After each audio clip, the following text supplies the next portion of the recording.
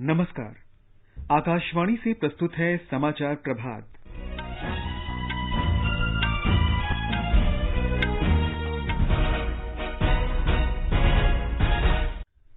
स्वास्थ्य मंत्री डॉक्टर हर्षवर्धन ने कहा, कोविड-19 के मामले में विश्व की तुलना में भारत बेहतर स्थिति में है, लेकिन संतुष्टि की कोई गुंजाइश नहीं।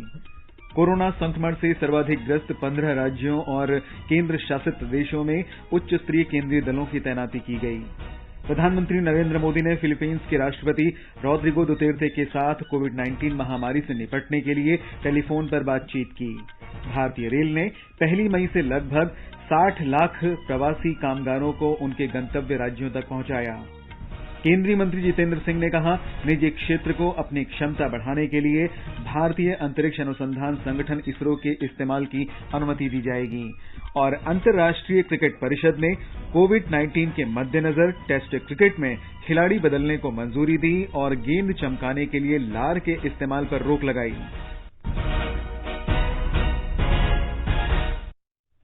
समाचार प्रभात के इस अंक में अपने सहयोगी नवीन सक्सेना के साथ मैं निखिल कुमार। कोविड-19 से संबद्ध मंत्री समूह की 16वीं बैठक कल वीडियो कॉन्फ्रेंस के जरिए नई दिल्ली में हुई। इसमें महामारी से निपटने के उपायों की समीक्षा की गई। मंत्री समूह के अध्यक्ष डॉक्टर हर्षवर्धन ने कहा कि विश्व की तुलना में भारत बेहतर स्थिति में है, लेकिन संतुष्टि की कोई गुंजाइश नहीं है। बैठक में मंत्री समूह को देश में चिकित्सा ढांचे और कोविड रोगियों के स्वस्थ होने की स्थिति की जानकारी दी गई। मंत्री समूह को बताया गया कि 9 जून तक कोविड संबंधी स्वास्थ्य ढांचे को मजबूत बनाया गया। इसके अंतर्गत 958 समर्पित कोविड अस्पतालों की व्यवस्था की गई, जिनमें 1,67,000 बिस्तर उपलब्ध हैं और इनमें भी 21,000 आईसीयू बेड और 73,000 से अधिक ऑक्सीजन की व्यवस्था वाले बिस्तर शामिल हैं। देश में 2,313 समर्पित कोविड स्वास्थ्य केंद्र और 7,500 से अधिक कोविड देखभाल केंद्र उपलब्ध हैं। कोविड अस्पतालों के लिए करीब 21,500 वेंटिलेटर उपलब्ध हैं। केंद्र ने 60,848 और वेंटिलेटर के लिए ऑर्डर दिया है। मंत्री समूह को यह भी बताया गया कि अखिल भारतीय आयुर्विज्ञान परिषद की परीक्षण क्षमता 553 सरकारी और 231 निजी प्रयोगशालाओं के माध्यम से बढ़ाई गई है। देश में अभी तक 49 लाख से अधिक लोगों की जांच की जा चुकी है। मंत्री समूह को बताया गया कि देश में 1,29,214 कोविड रोगी ठीक हो चुके हैं। इससे संक्रमण से स्वस्थ होने की दर बढ़कर 48.47% हो गई है। देश में अभी तक 1,29,917 लोगों का उपचार चल रहा है। अधिकार प्राप्त मंत्री समूह के अध्यक्ष परमेश्वरम अय्यर ने लॉकडाउन के दौरान देश में आवश्यक वस्तुओं की आपूर्ति के लिए अपनाई गई महत्वपूर्ण कार्यनीतियों का उल्लेख किया। समाचार कक्ष से श्रीराम शर्मा। प्रधानमंत्री नरेंद्र मोदी ने कल फिलीपींस के राष्ट्रपति रोड्रिगो दुतेर्ते के साथ टेलीफोन पर बातचीत की। कोविड-19 महामारी की चुनौतियों से निपटने में दोनों देशों की सरकारों के प्रयासों पर चर्चा हुई। दोनों नेताओं ने मौजूदा संकट के दौरान नागरिकों के हित में किए गए प्रयासों की सराहना की। फिलीपींस के राष्ट्रपति ने इस कठिन दौर में आवश्यक चिकित्सा वस्तुओं की आपूर्ति के लिए भारत का आभार व्यक्त किया। प्रधानमंत्री नरेंद्र मोदी ने फिलीपींस को कोविड-19 के खिलाफ संघर्ष में सहयोग का आश्वासन दिया। श्री मोदी ने कहा कि भारत फिलीपींस को हिंद प्रशांत क्षेत्र में महत्वपूर्ण सहयोगी मानता है। केंद्र सरकार ने कोरोना संक्रमण से सर्वाधिक ग्रस्त 15 राज्यों और केंद्र शासित प्रदेशों में उच्च स्तरीय केंद्रीय दलों को तैनाती की है। ये दल कोविड-19 महामारी की रोकथाम में तकनीक सहयोग उपलब्ध कराकर राज्यों और केंद्र शासित प्रदेशों की मदद करेंगे। केंद्रीय दलों की तैनाती महाराष्ट्र, तेलंगाना, तमिलनाडु, राजस्थान, असम, हरियाणा, गुजरात, कर्नाटक, उत्तराखंड, मध्य प्रदेश, पश्चिम बंगाल, दिल्ली, बिहार, उत्तर प्रदेश और ओडिशा में की गई है। 3 सदस्यीय दल में 2 स्वास्थ्य विशेषज्ञ और एक वरिष्ठ संयुक्त सचिव स्तर के नोडल अधिकारी शामिल हैं। ये दल संक्रमण की रोकथाम और प्रभावी उपचार में राज्य स्वास्थ्य विभागों की मदद कर रहे हैं। केंद्रीय टीम के साथ समन्वय के लिए कई जिलों और नगरपालिकाओं ने जिला स्तर पर भी टीम का गठन किया है। वंदे भारत अभियान के तीसरे चरण में यूरोप से भारत आने के लिए एयर इंडिया की उड़ानों की टिकटों की बिक्री आज दोपहर 3:30 बजे से शुरू होगी। टिकट एयर इंडिया की वेबसाइट से ही बुक की जा सकती हैं। एयर इंडिया ने आवेदकों से स्थानीय भारतीय दूतावास या उच्चायोग में पंजीकरण कराना सुनिश्चित करने को कहा है। पिछले हफ्ते अमेरिका, कनाडा और अन्य देशों के लिए उड़ानों की बुकिंग शुरू होने के 15 घंटे के भीतर 22,000 से अधिक टिकट बिक गई थीं। वंदे भारत अभियान अपने नागरिकों को वापस लाने वाला दुनिया का सबसे बड़ा मिशन है। अब तक 70,000 से अधिक भारतीय नागरिकों को वापस लाया जा चुका है। कल से शुरू हो रहे इस अभियान के तीसरे चरण में air India Europe, Australia, Canada, America, Britain और अफ्रीका के लिए लगभग 300 उड़ानें संचालित करेगी। वंदे भारत मिशन के तहत मंगलवार को संयुक्त अरब अमारात से विशेष उड़ानों से 723 भारतीयों को स्वदेश लाया गया। अबू धाबी से कोच्चि और चेन्नई के लिए 2 विशेष उड़ानों से 366 भारतीय वापस लौटे। वहीं भुवनेश्वर और दिल्ली के लिए चार्टर्ड विमानों से 364 लोग वापस आए। दुबई में भारतीय वाणिज्य दूत ने एक ट्वीट संदेश में बताया कि 2 उड़ानों से 357 लोग लखनऊ और कोझिकोड आए। पिछले महीने वंदे भारत मिशन की शुरुआत के बाद से दुबई से 80 उड़ानों के जरिए 14,300 लोगों को लाया गया है। रेलवे राज्यों की मांग के बाद 24 घंटों के भीतर श्रमिक स्पेशल रेलगाड़ियां उपलब्ध कराना जारी रखेगा। रेल मंत्रालय ने राज्य सरकारों से श्रमिक स्पेशल रेलगाड़ियों की आवश्यकता का विवरण मांगा है। रेलवे बोर्ड के अध्यक्ष विनोद कुमार यादव ने कहा कि राज्य सरकारों की मांग पर रेलवे 24 घंटे के अंदर श्रमिक स्पेशल रेलगाड़ियां उपलब्ध कराएगा। 1 मई से लगभग 60 लाख प्रवासी मजदूरों को उनके गंतव्य राज्यों तक पहुंचाने के लिए रेलवे ने 4,347 श्रमिक स्पेशल रेलगाड़ियां संचालित की हैं। महाराष्ट्र में कोविड-19 के 2,259 नए मामलों के साथ ही संक्रमित लोगों की संख्या बढ़कर 90,787 हो गई है। राज्य के स्वास्थ्य विभाग के अनुसार राज्य में कल 120 लोगों की मौत हुई, जिससे मृतकों का आंकड़ा 3,289 पहुंच गया। संक्रमण से स्वस्थ होने वाले मरीजों की संख्या 42,638 है। पिछले 24 घंटों में वहां 1,663 व्यक्तियों को अस्पताल से छुट्टी दी गई। केंद्रीय वित्त मंत्री निर्मला सीतारामन ने आपात ऋण गारंटी योजना के तहत सूक्ष्म, लघु और मध्यम उद्यमों के लिए ऋण संबंधी सार्वजनिक क्षेत्र के बैंकों के कामकाज की कल समीक्षा की। नई दिल्ली में बैंकों के प्रमुखों के साथ बैठक में उन्होंने बहुत कम समय में आत्मनिर्भर भारत अभियान पैकेज के तहत 20,000 करोड़ रुपए से अधिक की ऋण मंजूरी देने की सराहना की। श्रीमती सीतारामन ने शाखा स्तर पर बैंक अधिकारियों को ऋण लेने वालों तक स्वयं पहुंचने और ऋण की प्रक्रिया को सरल बनाने की सलाह दी। वित्त मंत्री ने कहा कि बैंकों को प्रत्येक योग्य सूक्ष्म, लघु और मध्यम उद्यम को ऋण देने पर ध्यान देना चाहिए।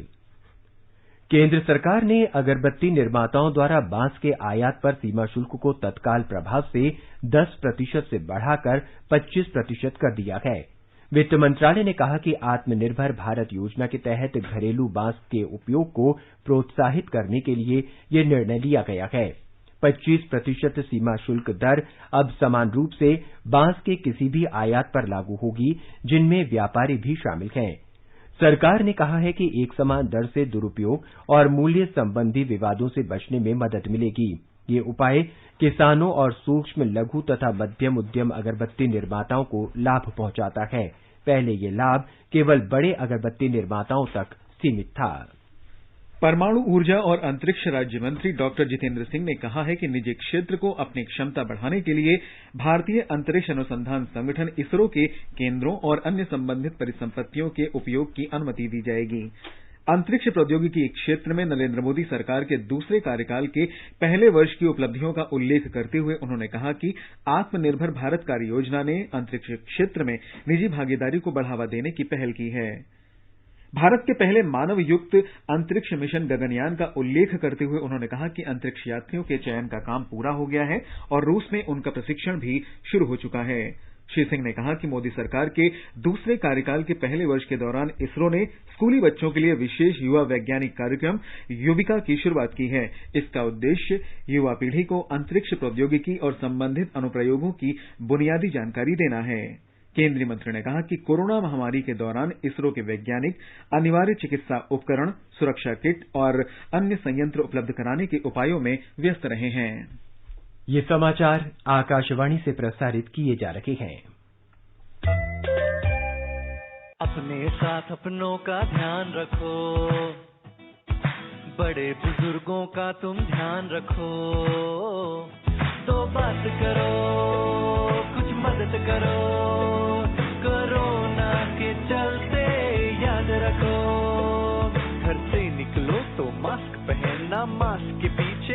मुस्कुराना। सुरक्षित दादा दादी नाना नानी अभियान, अपने साथ अपनों का ध्यान।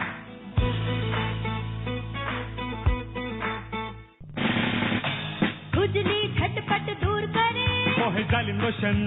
वही नाम वही काम, कुछ भी नहीं बदला। चर्म रोगों का दुश्मन जालिम लोशन। समाचार प्रभात में आपका फिर स्वागत है। आगे बढ़ने से पहले एक नजर फिर से मुख्य समाचारों पर। स्वास्थ्य मंत्री डॉक्टर हर्षवर्धन ने कहा, कोविड-19 के मामले में विश्व की तुलना में भारत बेहतर स्थिति में है, लेकिन संतुष्टि की कोई गुंजाइश नहीं। कोरोना संक्रमण से सर्वाधिक ग्रस्त 15 राज्यों और केंद्र शासित प्रदेशों में उच्च स्तरीय केंद्रीय दलों की तैनाती की गई। प्रधानमंत्री नरेंद्र मोदी ने फिलीपींस के राष्ट्रपति रोड्रिगो दुत्रेते के साथ कोविड-19 महामारी से निपटने के लिए टेलीफोन पर बातचीत की। भारतीय रेल ने 1 मई से लगभग 60 लाख प्रवासी कामगारों को उनके गंतव्य राज्यों तक पहुंचाया। केंद्रीय मंत्री जितेंद्र सिंह ने कहा, निजी क्षेत्र को अपनी क्षमता बढ़ाने के लिए भारतीय अंतरिक्ष अनुसंधान संगठन इसरो के इस्तेमाल की अनुमति दी जाएगी। और अंतर्राष्ट्रीय क्रिकेट परिषद ने कोविड-19 के मद्देनजर टेस्ट क्रिकेट में खिलाड़ी बदलने की और गेंद को चमकाने के लिए लार के इस्तेमाल पर रोक लगाई। पश्चिम बंगाल में केंद्रीय दल दौरा करेगा। ये दल राज्य में कोविड-19 की स्थिति और रोगियों के उपचार के लिए किए गए इंतजामों का जायजा ले रहा है। ब्यौरा हमारी संवाददाता से। पश्चिम बंगाल में कोरोना संक्रमण में बढ़ोतरी को देखते हुए 3 सदस्यीय केंद्रीय दल राज्य के दौरे पर है। गृह मंत्रालय में संयुक्त सचिव पीयूष गोयल की अध्यक्षता में इस दल ने राज्य प्रशासन के साथ बैठक में स्थिति की समीक्षा की। दल ने राजारहाट के क्वारंटाइन सेंटर का भी दौरा किया। कोलकाता के बाद उत्तर 24 परगना और हावड़ा जिलों में कोविड-19 के मरीजों की संख्या सबसे ज्यादा है। राज्य के 23 जिलों में से अधिकतर कंटेनमेंट जोन के तहत हैं। केंद्रीय दल नगरपालिकाओं सहित पूरे राज्य को कोविड-19 महामारी की रोकथाम में तकनीकी सहायता उपलब्ध कराएगा। इस बीच राज्य सरकार ने अपने कर्मचारियों के लिए कार्यालयों में उपस्थिति के दिशा निर्देशों में बदलाव किए हैं। सरकार ने राज्य में लौटे और नौकरी तलाश रहे आईटी पेशेवरों के लिए कर्मभूमि वेब पोर्टल शुरू किया है। कोलकाता से अरिजीत चक्रवर्ती की रिपोर्ट के साथ समाचार कक्ष से मैं आशा निवेदी। दिल्ली के उपराज्यपाल अनिल बैजल ने राष्ट्रीय राजधानी में कोविड-19 की मौजूदा स्थिति और रोकथाम के उपायों पर विचार विमर्श के लिए कल सर्वदलीय बैठक की। कोविड रोगियों के लिए बेड की उपलब्धता, व्यापक परीक्षण, शीघ्र एम्बुलेंस सेवा और लोगों के बीच जरूरी जानकारी के प्रसार के बारे में चर्चा हुई। श्री बैजल ने ट्वीट में कहा कि बैठक बहुत ही रचनात्मक और सद्भावपूर्ण माहौल में हुई तथा कई कारगर सुझाव सामने आए। उपराज्यपाल ने संक्रमित लोगों के संपर्क का पता लगाने और भारतीय आयुर्विज्ञान अनुसंधान परिषद के दिशा निर्देशों के अनुरूप परीक्षण सुविधाएं उपलब्ध कराने पर जोर दिया। उन्होंने कहा कि संक्रमित रोगियों की अस्पताल में भर्ती सरकारी दिशा निर्देशों के अनुरूप सुनिश्चित की जानी चाहिए। इस बीच दिल्ली के उप मुख्यमंत्री मनीष सिसोदिया ने कोरोना वायरस के सामुदायिक संक्रमण से इनकार किया है। तमिलनाडु में पिछले 24 घंटों में 1685 लोगों के संक्रमित पाए जाने के साथ कोविड-19 मरीजों की कुल संख्या बढ़कर 34,914 हो गई है। नए रोगियों में 1,243 चेन्नई से हैं। कुल 798 लोगों को ठीक होने पर अस्पताल से छुट्टी दी गई है। पिछले 24 घंटों में 21 लोगों की मौत के साथ मरने वालों की कुल संख्या 307 हो गई है। एक रिपोर्ट।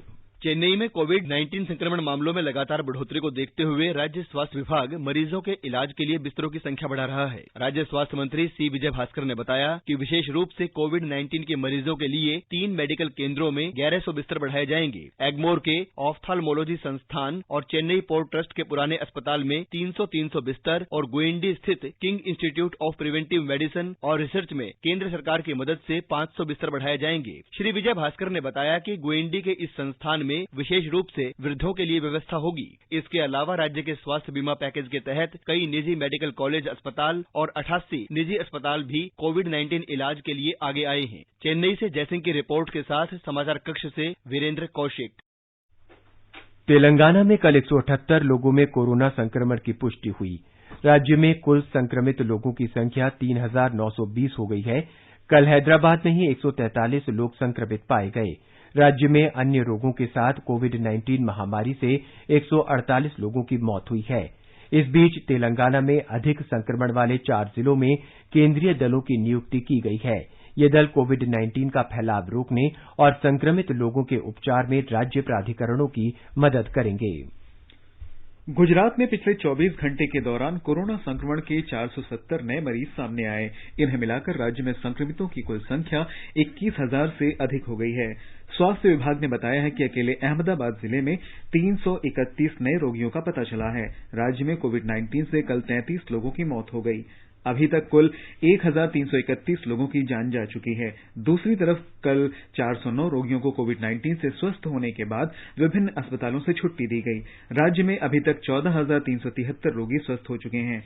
राज्य में 5,358 रोगियों का इलाज चल रहा है। इस बीच हमारी संवाददाता ने खबर दी है कि अहमदाबाद के प्रसिद्ध गहन चिकित्सा विशेषज्ञ डॉक्टर राज रावल ने हल्के लक्षणों वाले रोगियों के लिए कोविड होम केयर सेवा शुरू की है। कोविड-19 रोगियों की संख्या में निरंतर हो रही वृद्धि के कारण अहमदाबाद में स्वास्थ्य प्रणाली पर अत्यधिक बोझ आ रहा है। ऐसे में अहमदाबाद के प्रसिद्ध क्रिटिकल केयर विशेषज्ञ डॉक्टर राज रावल ने विशेषज्ञ डॉक्टरों का एक समूह बनाया है और हल्के लक्षणों वाले रोगियों के लिए कोविड होम केयर सेवा शुरू की है। होम केयर सेवा के तहत यदि आवश्यक हो तो रोगियों को एक सहायक नर्स, ऑक्सीजन एंड मॉनिटरिंग प्रदान किया जाता है। वर्तमान में 50% से अधिक मरीज बुखार और खांसी के हल्के लक्षण वाले रोगियों की श्रेणी में आते हैं और जिनकी ऑक्सीजन की आवश्यकता 5 लीटर से कम होती है। इस सेवा के तहत उन मरीजों का इलाज किया जा रहा है। उन्होंने कहा कि चूंकि मरीजों को घर पर ही इलाज मिल रहा है, इसलिए उनका मानसिक स्वास्थ्य भी ठीक रहता है। जब काफी लोग कोरोना वायरस के डर की वजह से हॉस्पिटल जाने में हिचकिचाते हैं, उनके लिए यह सेवा बहुत ही फायदेमंद साबित हो रही है। अपर्णा खुन, आकाशवाणी समाचार, अहमदाबाद। इधर महाराष्ट्र में मुंबई नगर पालिका आयुक्त I.S. चहल ने एक अधिसूचना जारी कर दुकानों और बाजारों के लिए कुछ अतिरिक्त छूट उपलब्ध कराए हैं। ब्यौरा हमारी संवाददाता से। एक तरफ शहर में कोविड-19 रोगियों के रोजाना 1000 से अधिक नए मामले सामने आ रहे हैं, वहीं बृहन मुंबई महानगर निगम ने शहर के दुकानों और बाजारों को पूरे समय खुले रहने की अनुमति दे दी है। हालांकि इस मामले में जारी अधिसूचना के अनुसार सभी market complex, shopping mall, garden या खेलकूद के उपकरण, झूले और ओपन एयर जिम बंद रहेंगे। 10% कर्मचारियों के साथ निजी कार्यालय तथा गैर शैक्षिक कर्मचारियों के साथ शिक्षा संस्थान पूरे वक्त काम कर सकते हैं। नई सहूलियतें तुरंत लागू होंगी, लेकिन कंटेनमेंट क्षेत्र इससे बाहर रहेंगे। साथ ही राज्य सरकार द्वारा रात 9 बजे से सुबह 5 बजे के बीच घोषित कर्फ्यू का सभी को पालन करना होगा। इसी बीच महाराष्ट्र सरकार ने मुंबई उच्च न्यायालय को बताया कि जेल विभाग और मेडिकल अधिकारियों के प्रयासों के कारण आर्थर रोड सुधार गृह में कोविड-19 संक्रमित कैदी ठीक हो रहे हैं। माधुरी पांगे, आकाशवाणी समाचार, मुंबई। आकाशवाणी के समाचार सेवा प्रभाग से विशेषज्ञों की सलाह श्रृंखला में हम कोविड-19 के बारे में वरिष्ठ चिकित्सकों की राय प्रसारित करते हैं। अखिल भारतीय आयुर्विज्ञान संस्थान एम्स में रोमेटोलॉजी विभाग की प्रमुख डॉक्टर उमा कुमार ने आकाशवाणी समाचार को बताया कि अभी तक कोरोना वायरस संक्रमण का कोई निश्चित इलाज नहीं है। इस वायरस का क्योंकि कोई ट्रीटमेंट अवेलेबल नहीं है, इसलिए जो बिहेवियरल थेरेपी है, लाइक हैंड हाइजीन, हाथों का बार बार धोना सोप वाटर से 20 सेकंड तक, या फिर हैंड सैनिटाइजर यूज करना, सोशल या फिजिकल डिस्टेंसिंग मेंटेन करना, कॉफ एटिकेट्स, खांसने छींकने का एक प्रॉपर तरीका जो है वो समझना और उसको फॉलो करना। Public health foundation of India के अध्यक्ष डॉक्टर के श्रीनाथ रेड्डी ने बताया कि दुनिया के बाकी देशों की तुलना में भारत बेहतर स्थिति में है और कोविड-19 मामलों के संबंध में जो कदम उठाए जा रहे हैं, उनके सकारात्मक परिणाम सामने आ रहे हैं। अब तक जो नतीजे निकले हैं, उससे पता चलता है कि ये वायरस का प्रभाव को रोकने में हम काफी कामयाबी हासिल कर चुके हैं दूसरे देशों के मुकाबले में। आज का हालात जो है, उसमें कोई संशय नहीं है कि हमारा हालात दूसरे देशों के मुकाबले में बेहतर है इस वायरस को डट के मुकाबला देने में। आकाशवाणी का समाचार सेवा प्रभाग आज फोन इन कार्यक्रम में कोविड-19 पर विशेष परिचर्चा प्रसारित करेगा। इसे रात 9:30 से FM गोल्ड और अतिरिक्त मीटरों पर सुना जा सकता है। श्रोता स्टूडियो में सीधे फोन कर विशेषज्ञों से सवाल पूछ सकते हैं। नंबर है 011-2331-4444। टोल फ्री नंबर है 1800-115767। बिहार में कोविड-19 के बढ़ते मामलों को देखते हुए बीमारी पर नियंत्रण करने में तकनीकी मदद प्रदान करने के लिए 4 केंद्रीय दल तैनात किए गए हैं। और ब्यौरा हमारे संवाददाता से। केंद्रीय दल राज्य सरकार को कोरोना प्रभावित नगर निकायों के कंटेनमेंट जोन के लिए तकनीकी सहायता और रोकथाम के उपाय सुनिश्चित कराएंगे। कटिहार, दरभंगा, औरंगाबाद और मधेपुरा जिलों के संबंधित नगर पालिकाओं को सलाह दी गई है कि वे नियमित रूप से केंद्रीय दलों के संपर्क में रहें और उनके साथ लगातार संवाद बनाए रखें। केंद्रीय दल जमीनी स्तर पर तालमेल सुनिश्चित करने के अलावा कोरोना की रोकथाम के लिए प्रभावी रणनीति अपनाने के लिए भी काम करेंगे। इस बीच राज्य में कोरोना पॉजिटिव मामलों की संख्या बढ़कर 5,455 हो गई है। 2,770 रोगियों को उपचार के बाद अस्पताल से छुट्टी दे दी गई, जबकि 2,651 मरीजों का इलाज विभिन्न अस्पतालों में चल रहा है। आकाशवाणी समाचार के लिए पटना से कृष्ण कुमार लाल। केंद्र में नरेंद्र मोदी सरकार के दूसरे कार्यकाल का पहला वर्ष पूरा होने के उपलक्ष्य में मध्य प्रदेश में कई वर्चुअल रैलियों और वीडियो कॉन्फ्रेंस का आयोजन किया जाएगा। प्रदेश भाजपा प्रमुख वीडी शर्मा ने बताया कि आज से राज्य के 7 संभागों में 7 वर्चुअल रैलियां आयोजित की जाएंगी। ब्यौरा हमारे संवाददाता से। मध्य प्रदेश में भाजपा की इन रैलियों की श्रृंखला की शुरुआत आज केंद्रीय मंत्री नितिन गडकरी द्वारा एक कार्यक्रम को संबोधित करने से होगी। इस कार्यक्रम में मुख्यमंत्री शिवराज सिंह चौहान के अलावा केंद्रीय मंत्री थावरचंद गहलोत, नरेंद्र सिंह तोमर, प्रहलाद पटेल और फग्गन सिंह कुलस्ते भी शामिल होंगे। लगभग 1 लाख लोग और 1,000 से अधिक प्रबुद्ध नागरिक इस आभासी रैली में आत्मनिर्भर भारत के लिए प्रधानमंत्री नरेंद्र मोदी के संकल्प को समझेंगे। भाजपा इस अभियान के दौरान 138 वीडियो कॉन्फ्रेंस भी करेगी। वहीं पार्टी कार्यकर्ता मध्य प्रदेश के 65,000 बूथों पर डोर टू डोर अभियान चलाएंगे और केंद्र सरकार की उपलब्धियों और योजनाओं से संबंधित साहित्य वितरित करेंगे। संजीव शर्मा, आकाशवाणी समाचार, भोपाल। उत्तर प्रदेश सरकार ने राज्य में गौवध पर रोक लगाने के लिए 65 वर्ष पुराने राज्य के गौवध अधिनियम में संशोधन किया है और नए अध्यादेश में कड़े प्रावधान किए हैं। राज्य मंत्रिमंडल ने कल गौवध निवारण संशोधन अध्यादेश 2020 को मंजूरी दी। इन संशोधनों का लक्ष्य गाय की रक्षा करना और गौवध से संबंधित अपराधों को रोकना है। नए नियमों के अनुसार अगर कोई भी गोवध करता हुआ पाया गया तो उसे अधिकतम 10 साल की सजा और 5 लाख रुपए जुर्माने का दंड लगाया जा सकेगा। इस नए कानून में गाय को चोट पहुंचाने और उसे यातना देने को भी दंडनीय अपराध बनाया गया है। अपराधियों की तस्वीरों को भी सरकार उनके ही इलाके में प्रमुख स्थानों पर लगवाएगी ताकि उन्हें अपने अपराध पर शर्म आए। अगर कोई एक बार इस किस्म के अपराध में सजा पाने के बाद दोबारा कानून तोड़ता है तो उस पर दुगुना दंड लगाया जाएगा। गौवंश के जीवन को संकट में डालने की नीयत से उसका परिवहन करना भी दंडनीय होगा। अगर कोई गौवंश को मारने की नीयत से खाना और पानी नहीं देता है तो उसे कम से कम 1 साल और अधिकतम 7 साल तक की कठोर कारावास की सजा दी जा सकेगी। नए कानून के मुताबिक अगर किसी वाहन में गौवंश का परिवहन पाया जाता है तो उसे 1 साल तक या उस गौवंश के छोड़े जाने तक उस पर आने वाला खर्च भी वहन करना होगा।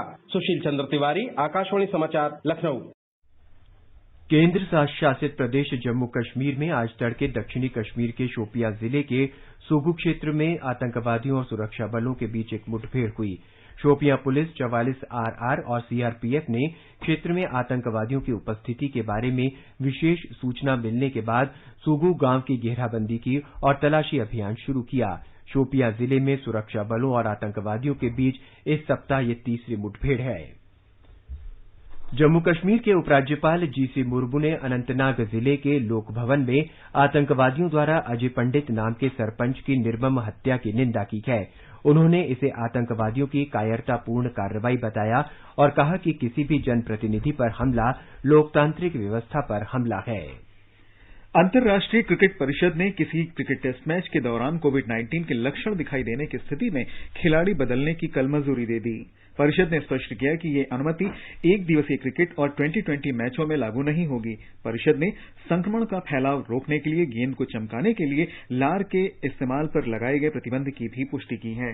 आईसीसी ने प्रेस विज्ञप्ति में कहा कि खिलाड़ियों की जर्सी पर 32 इंच के अतिरिक्त लोगों की भी अनुमति दी जाएगी। इसका उद्देश्य महामारी के कारण बोर्ड को हुए वित्तीय नुकसान की भरपाई करना है। गुजरात के अनेक भागों में पिछले 24 घंटे के दौरान मानसून से पहले की बारिश हुई। हमारे अहमदाबाद संवाददाता ने खबर दी है कि सौराष्ट्र क्षेत्र और दक्षिणी गुजरात के कई हिस्सों में कल अच्छी वर्षा हुई।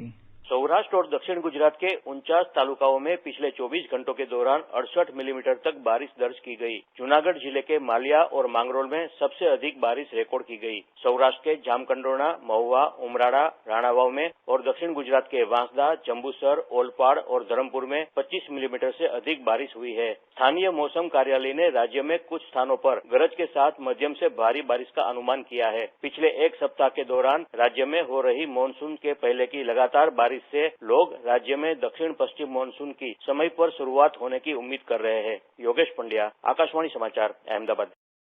और अब नजर डालते हैं आज के मौसम के पूर्वानुमान पर। राष्ट्रीय राजधानी दिल्ली में आज बादल छाए रहेंगे और हल्की वर्षा हो सकती है। न्यूनतम तापमान 28 डिग्री सेल्सियस रिकॉर्ड किया गया और अधिकतम तापमान 40 डिग्री सेल्सियस तक जाने की संभावना है। मुंबई में आमतौर पर बादल छाए रहने और कुछ स्थानों पर बारिश का अनुमान है। न्यूनतम तापमान 24 डिग्री सेल्सियस रिकॉर्ड किया गया, जबकि अधिकतम तापमान 34 डिग्री सेल्सियस के आसपास रहेगा। चेन्नई में आमतौर पर बादल छाए रहने और हल्की बारिश के आसार हैं। न्यूनतम तापमान 30 डिग्री सेल्सियस रिकॉर्ड किया गया और अधिकतम तापमान 30 डिग्री सेल्सियस रहने की संभावना है। कोलकाता में भी आंशिक रूप से बादल छाए रहने और बारिश का अनुमान है। देहरादून में आंशिक रूप से बादल छाए रहने या गरज के साथ बारिश की संभावना है। गुवाहाटी में दोपहर या शाम को बारिश की संभावना है। श्रीनगर में न्यूनतम तापमान 13 डिग्री सेल्सियस जबकि अधिकतम तापमान 30 डिग्री के आसपास रहेगा। मुजफ्फराबाद में आंशिक रूप से बादल छाए रहेंगे। समाचार कक्ष से मैं सिद्धार्थ सिंह। सरकार आगामी शैक्षणिक वर्ष के लिए पाठ्यक्रम और शैक्षणिक घंटों में कमी के विकल्प पर विचार कर रही है। एक ट्वीट में मानव संसाधन विकास मंत्री रमेश पोखरियाल निशंक ने कहा कि सरकार को कोरोना महामारी के कारण मौजूदा परिस्थितियों को देखते हुए माता-पिता और शिक्षकों से बहुत सारे अनुरोध मिले हैं। ये समाचार हमारी वेबसाइट newsonair.com/hindi पर भी उपलब्ध हैं। और नवीन, आज के समाचार पत्रों की क्या सुर्खियां हैं? निखिल उच्चतम न्यायालय का कामगारों को उनके पैतृक स्थान पहुंचाने का राज्य सरकारों का आदेश आज प्रकाशित अखबारों की प्रमुख सुर्खी है। राजस्थान पत्रिका ने लिखा है 15 दिन में प्रवासियों को मूल स्थान पहुंचाएं, सरकारें प्रवासियों की योजनाओं का लाभ दें और हेल्प डेस्क बनाएं। पंजाब केसरी की सुर्खी है मजदूरों को 15 दिन में घर पहुंचाओ और रोजगार के लिए करो काउंसलिंग। हिंदुस्तान लिखता है प्रवासी कामगारों पर दर्ज केस खत्म हो। कंटेनमेंट जोन में अब तैनात नहीं होगी अतिरिक्त पुलिस। दैनिक जागरण में है पुलिस कर्मियों को संक्रमण से बचाने के लिए जारी किए गए कई निर्देश। दिल्ली अलर्ट शीर्षक से राष्ट्रीय सहारा लिखता है कोरोना विस्फोट की आशंका। पत्र ने उप मुख्यमंत्री मनोज सिसोदिया के हवाले से लिखा है 31 जुलाई तक संक्रमित हो सकते हैं 5.5 लाख लोग। लद्दाख में चीन की सेना के पीछे हटने की खबर को अखबारों ने प्रमुखता दी है। नवभारत टाइम्स लिखता है लद्दाख में कुछ जगहों से हटे चीनी सैनिक। आज सबसे टॉप कमांडर लेवल मीटिंग। वहीं पंजाब केसरी ने लिखा है पीएम मोदी की कूटनीतिक जीत, एनएसए डोभाल की नीति रंग लाई। मानसून सत्र को लेकर मंथन जारी। संसद के आभासी सत्र के आयोजन पर चल रहा है विचार, जनसत्ता में है। अमर उजाला ने गृहमंत्री अमित शाह का ये बयान सचित्र प्रकाशित किया है श्रमिक विशेष ट्रेनें रोकने वालों का विजय रथ रोकेगी जनता। पत्र ने ड्राइविंग लाइसेंस समेत मोटर वाहन दस्तावेजों की वैधता 30 सितंबर तक बढ़ी, इस खबर को बॉक्स में दिया है। दैनिक ट्रिब्यून ने मानव संसाधन विकास मंत्री रमेश पोखरियाल निशंक का ये बयान दिया है मंत्रालय पाठ्यक्रम और शैक्षिक घंटे कम करने की योजना बना रहा है। 2020 क्रिकेट विश्व कप 2020 के आयोजन पर फैसला आज हिंदुस्तान में है। इस साल नवंबर-दिसंबर में विश्व कप होना प्रस्तावित है। जनसत्ता ने खतरा शीर्षक से लिखा है जून के अंत और जुलाई के शुरू में फिर हमला कर सकती है करोड़ों टिड्डियां। और अंत में मुख्य समाचार एक बार फिर। स्वास्थ्य मंत्री डॉक्टर हर्षवर्धन ने कहा कोविड-19 के मामले में विश्व की तुलना में भारत बेहतर स्थिति में है, लेकिन संतुष्टि की कोई गुंजाइश नहीं। कोरोना संक्रमण से सर्वाधिक ग्रस्त 15 राज्यों और केंद्र शासित प्रदेशों में उच्च स्तरीय केंद्रीय दलों की तैनाती की गई। प्रधानमंत्री नरेंद्र मोदी ने फिलीपींस के राष्ट्रपति रोड्रिगो दुतेर्ते के साथ कोविड-19 महामारी से निपटने के लिए टेलीफोन पर बातचीत की। भारतीय रेल ने 1 मई से लगभग 60 लाख प्रवासी कामगारों को उनके गंतव्य राज्यों तक पहुंचाया। केंद्रीय मंत्री जितेंद्र सिंह ने कहा निजी क्षेत्र को अपनी क्षमता बढ़ाने के लिए भारतीय अंतरिक्ष अनुसंधान संगठन इसरो के इस्तेमाल की अनुमति दी जाएगी। और अंतर्राष्ट्रीय क्रिकेट परिषद ने कोविड-19 को देखते हुए टेस्ट क्रिकेट में लक्षणों वाले खिलाड़ी को बदलने की मंजूरी दे दी है, लेकिन गेंद को चमकाने के लिए लार के इस्तेमाल पर रोक बरकरार रखी है। इसके साथ ही समाचार प्रभात का ये अंक समाप्त हुआ। नमस्कार।